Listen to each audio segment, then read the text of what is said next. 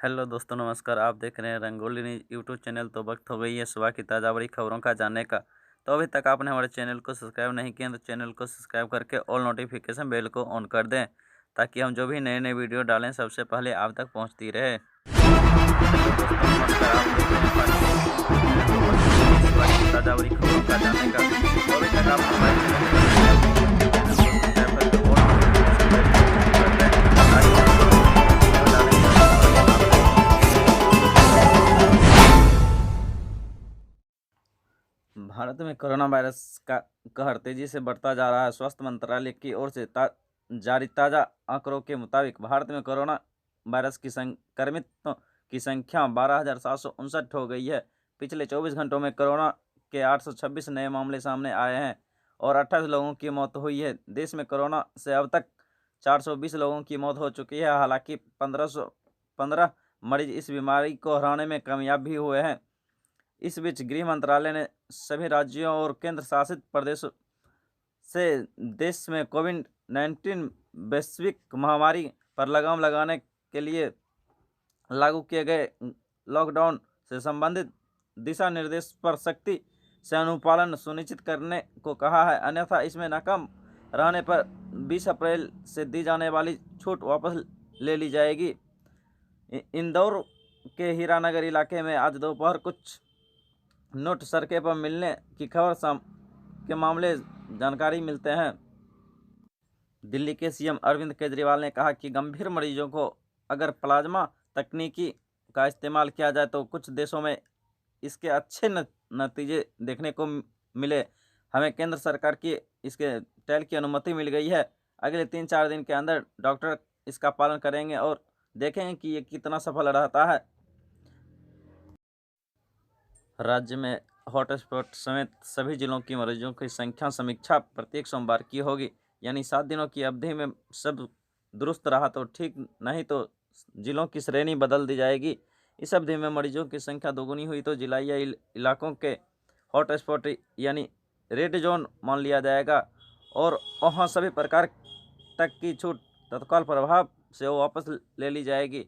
2 सप्ताह तक यानी 14 दिनों तक किसी क्षेत्र या जिले में मरीज नहीं मिले तो उसे ऑरेंज जोन में तब्दील कर दिया जाएगा और वहां सीमित पैमाने पर छूट मिलेगी, यानी निर्धारित अवधि में जरूरी दुकानें खुलेगी, लोग सामान खरीदने के लिए बाहर निकलेंगे। यदि 28 दिन तक कोई मरीज नहीं मिला तो इलाके ग्रीन जोन में बदल दिया जाएगा और यहाँ किराना आदि दुकानें फुल टाइम खुलेगी, अर्थात गतिविधियां शुरू होगी, लेकिन मास्क लगाना, सोशल डिस्टेंसिंग का अनुपालन अनिवार्य होगा। वैसे केंद्र सरकार ने राज्यों को हॉट स्पॉट खुद से चिन्हित करने की छूट दी है। हॉट स्पॉट या कोई भी सामान्य इलाकों में डोर सर्वे कर न केवल कोरोना का परीक्षण होगा बल्कि इन्फ्लुएंजा। हरियाणा में मास्क न पहनने पर पहला मामला गुरुवार को दर्ज हो गया।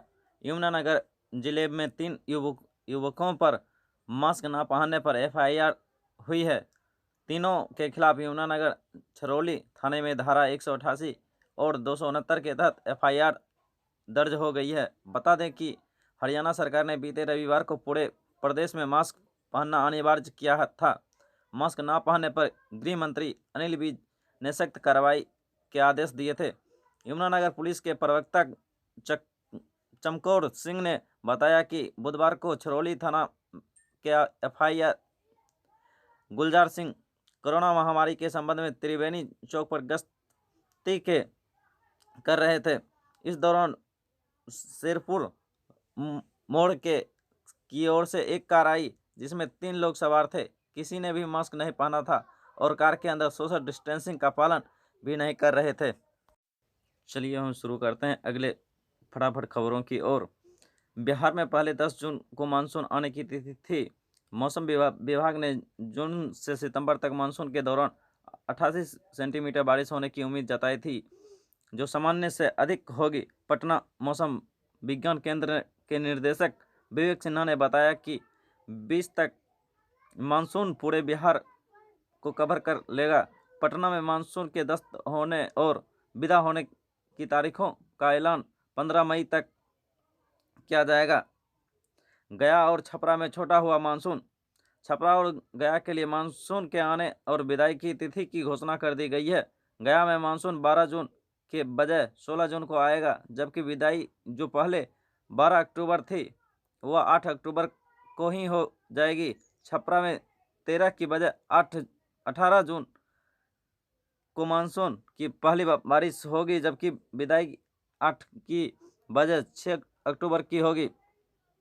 मौसम विभाग ने बीते 59 वर्षों के मानसून के दौरान बारिश के ट्रेंड के आधार पर 64 शहरों में मानसून के आगमन और विदाई की तारीखों में बदलाव किया है। अभी तक की ये तारीखें 1901 से 1940 के दौरान मानसून के ट्रेंड के आधारित थी, पर कई साल से कई शहरों में मानसून तो ना तो समय पर आ रहा था और ना ही उसकी वापसी हो रही थी। मौसम विभाग ने अब 1961 से 2019 तक मानसून के ट्रेंड के हिसाब से मानसून के आगमन की, जबकि 1961 से 2019 तक मानसून की विदाई के रिकॉर्ड के आधार पर तारीख तय की है।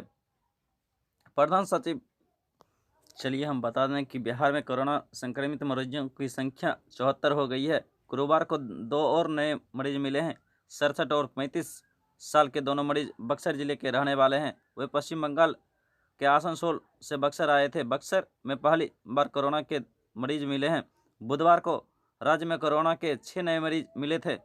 इनमें से 3 नालंदा, 1 वैशाली, 1 मुंगेर और 1 पटना के थे। बिहार में कोरोना से अब तक 1 मरीज की मौत हुई है, वही 37 मरीज ठीक हुए हैं। सीवान में 29, बेगूसराय में 28, मुंगेर में 8, पटना में 6, नालंदा में 6, गया में 5, नवादा में 3, गोपालगंज में 2, बक्सर में 2, सारण, लखीसराय, भागलपुर, वैशाली में 1-1 संक्रमित मरीजों मिले हैं।